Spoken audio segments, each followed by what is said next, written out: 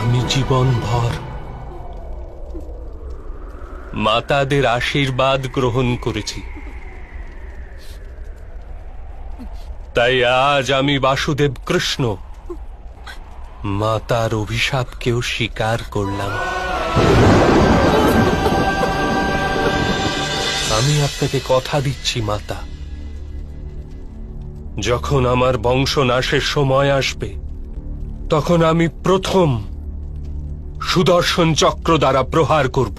না না,